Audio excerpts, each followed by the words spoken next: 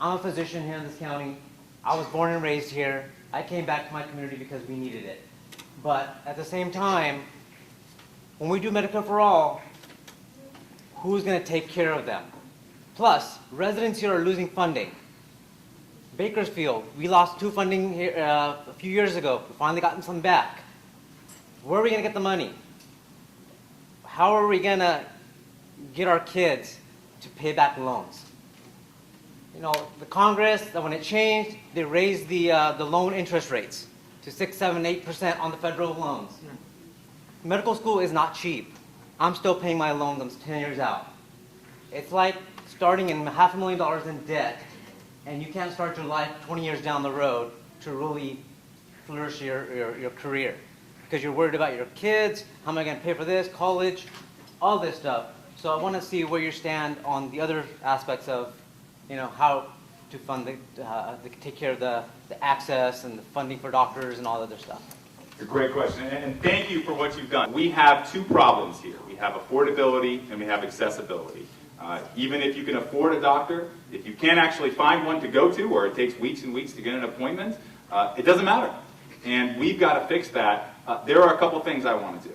It starts with having a medical school at UC Merced, which is what Dr. Nygaard talked about. That was part of the promise. We've never had a medical school here in the Central Valley. We have one of the largest populations in the country that doesn't have its own medical school. We need to make sure that we have the resources to actually train doctors here, because studies show that where you get your training tends to be where you stay. We've got to fix that. But we've got to go further. The second thing I want to do is make sure that we have loan forgiveness programs, not across the board for every doctor, but focused on people that are serving in underserved areas, which, by the way, the Central Valley is a huge focus of, and focused on doctors that are providing the specialties that we need the most, mostly general practitioners. So often, I talk to folks that went into medicine for the right reasons. They want to help people. In fact, they want to help the people that need the most help, which are concentrated in our community. And yet, after 4 years of medical school, as they start to look at residency programs, they say, "Wait a second, how am I gonna pay this back?" And that's how you get plastic surgeons. And that may be a great specialty. We need a couple plastic surgeons, but we need a heck of a lot of general practitioners here in the Valley. We do that by creating the incentives to do that. But the third thing, those 2, I think, by the way, are bipartisan agenda items that both Republicans and Democrats in the Valley should be supporting, and it's really outrageous that we haven't had a strong enough advocate to get either of those 2 done. But a bigger, more arching issue is, why is access so tough in the Central Valley? It's because we have a 50% Medicaid population, and Medicaid reimbursement is so low. We're oscillating between 47 out of 50 states, 47th out of 50 states here in California because of Medicaid reimbursement. And it's not Sacramento's fault, it's Washington's fault.